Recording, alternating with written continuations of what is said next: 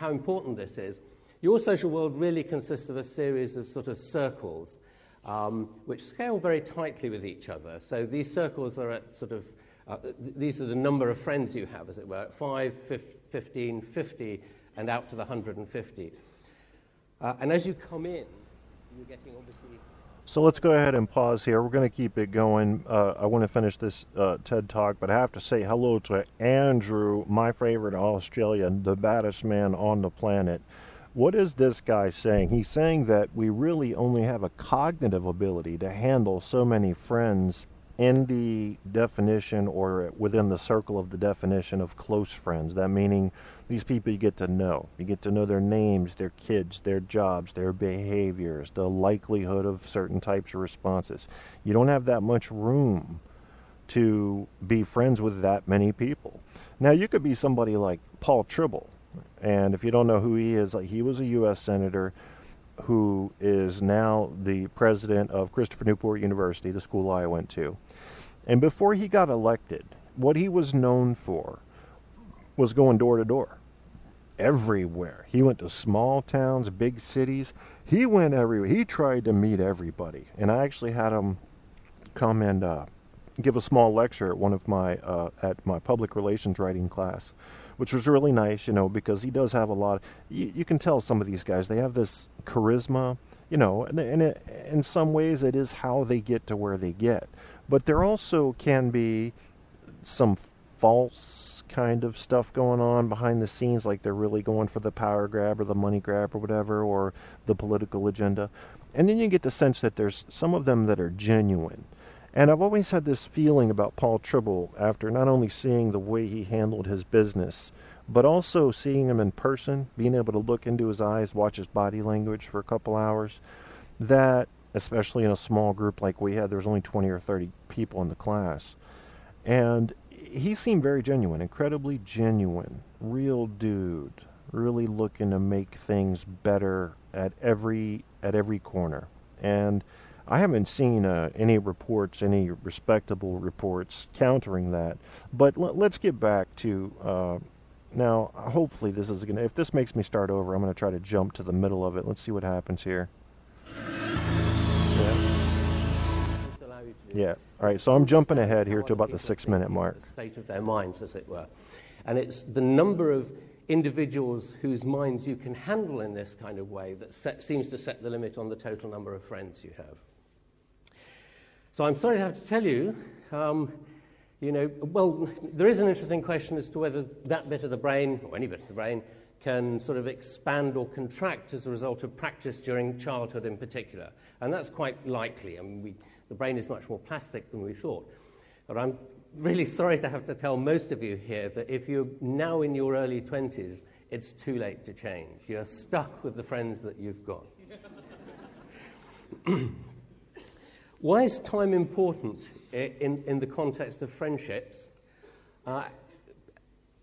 If you like to think of how you organize your social life, it has two key components. There's that cognitive component, it's just sort of trying to keep track of the nature of your relationship with other individuals. But time plays a very important component in that process because it's investing time in your relationships that makes them a relationship. So the strength of that relationship, the sense of emotional closeness, is determined by how much time you invest in your individual friendships. And just to illustrate how important this is, your social world really consists of a series of sort of circles which scale very tightly with each other. So these circles are at sort of, these are the number of friends you have, as it were, at 5, 15, 50, and out to the 150. And as you come in, you're getting obviously a smaller number of friends, but the quality of that relationship is much more intense. So that inner circle of 5 best friends you have actually account for something in the order of about half of your total social time. And about 3/4 of your total social time is devoted to those inner 2 layers, the sort of 5 and 15 layers, as it were. They're the ones that are really important to you. They provide you with emotional support and so on. But it's if you don't invest time in those relationships, the quality of those relationships will decay. And here's a rather nice example. We were looking at how many people, the size of that inner circle of 5. And so we got a whole bunch of people to tell us. This is not defined in terms of the number, it's defined in terms of the people you feel you would go to in moments of deep emotional or financial crisis, the ones who would really help you out, as it were. And people consistently come up with about 5 as the average. There's a lot of variation around that, but 5 is the average. We also asked people, are you in an active romantic relationship at the moment? And some of them said no, and that's those data, and some of them said yes. And the people who said yes only had 4 close friends in that category. So the second bad news of today is romance is expensive. And it's not just the diamond rings, it's time. All your time is committed. That relationship is so time-consuming, you can't afford to spend time with other people. If you think about what this implies is, forming a romantic relationship costs you a friendship, right? Because that person who should have been in here, the 5th person, has now bumped down into the next layer. And believe me, if you don't, and that means you won't see them so often, if you don't see your friends so often, they ain't going to be your friends. They're very unforgiving. So and just to illustrate this effect, this is what happens when you need to keep the strength of relationships up. So these are data on the change in emotional closeness to all your friends, as opposed to family, over an 18-month period as a function of whether you spent less time in conversation with them, about the same across that period, or during the course of that time you increase the amount of conversation time. And you'll know, and these are split for the blokes and the girls. So the blokes are blue, the green are the girls. And you'll notice that if you spend less time talking to them, the emotional closeness just plummets away. It happens very, very quickly, within about 6 months. But certainly for girls, if girls keep conversation up and talk to each other a lot, it helps prevent the decay on relationships. These are people who've moved away from home, so they can't physically go and see them, but so easily. They have to make a big effort to go, but they can phone them and so on. But I draw your attention to the boys. Apparently, talking does not improve boys' relationships. There's a slightly more subtle point to this. We also asked them, tell us all the things you've done with these people. Been shopping with them, gone to parties, helped them move house, gone on holiday with them, whole long list. And when we did the same analysis, look what happens. It's the reverse. What prevents boys' relationships decaying is doing stuff together. Apparently doing stuff together for girls has a negative effect on their relationship. So this is my pitch for why the telephone in particular, digital media in general, the telephone in particular, things like Facebook especially so, which are highly female-dominated, relatively speaking. 2/3 of time on Facebook is by women. And why women's phone call conversations last for an hour on average.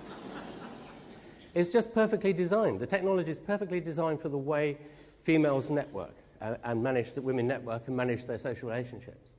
But I also would explain to you, this explains why boys' phone calls only last 7.3 seconds on average. And that's because all they have to do is to say, I'll see you down the pub at 7. So how good is the digital world? We did a study last year which looked at how satisfied you felt with the interactions you had with your 5 closest friends through different media. This is sort of real-life, everyday stuff. So it wasn't sort of constructed in a lab, as it were. Face-to-face, by Skype, phone calls, instant messaging, texting, email and social networking site. And you can see that face-to-face and Skype are way better, and it's because you have a sense of co-presence there. You're in the same room together as you are in a face-to-face interaction. But also what's important for sure is the immediacy of the response you get. Right? You can see the smile breaking on the face as you start to tell a joke. Jokes are notoriously flat if you send them on email. Things you'd fall about, really bad jokes you'd fall about laughing over in the pub. Not just because you've had too much to drink, but on email, just you kind of go off. Why did you bother? And this comes out of these data very nicely. If you also ask, as we did, Was the laughter in that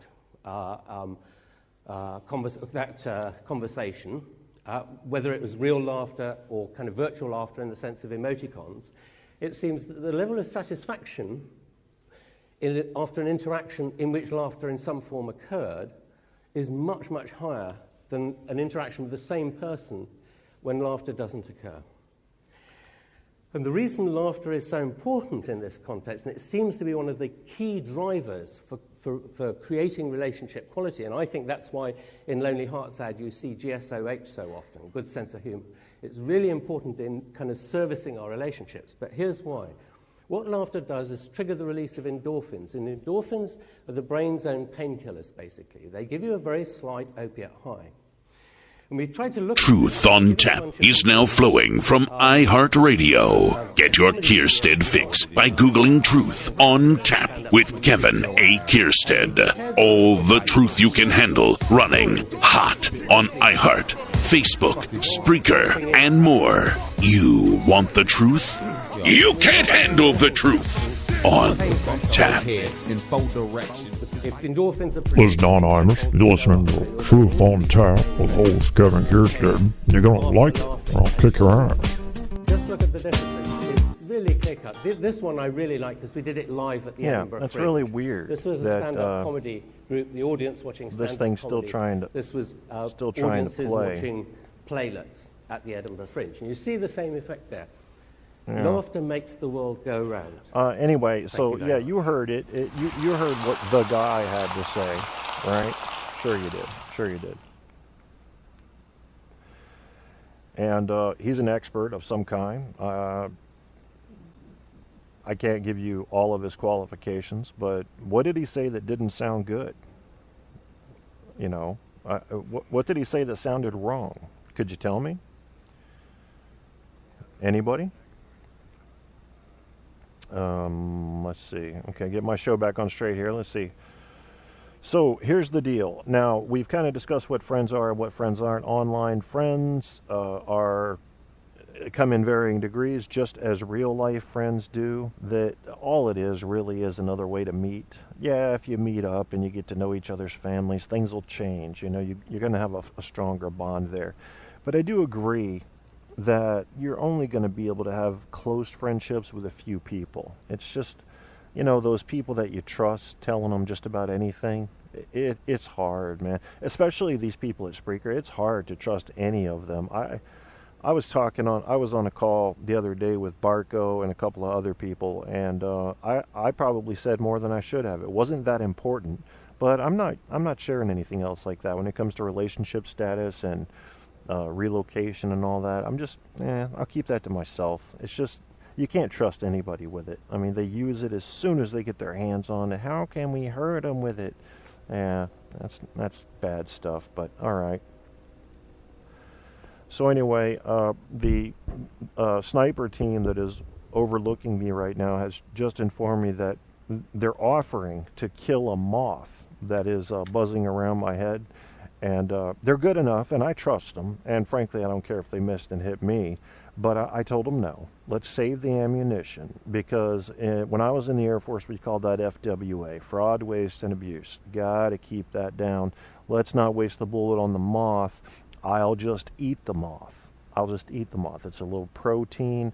You know, it saves me from having to eat something else. Plus, you know, food's a little bit scant around here right now.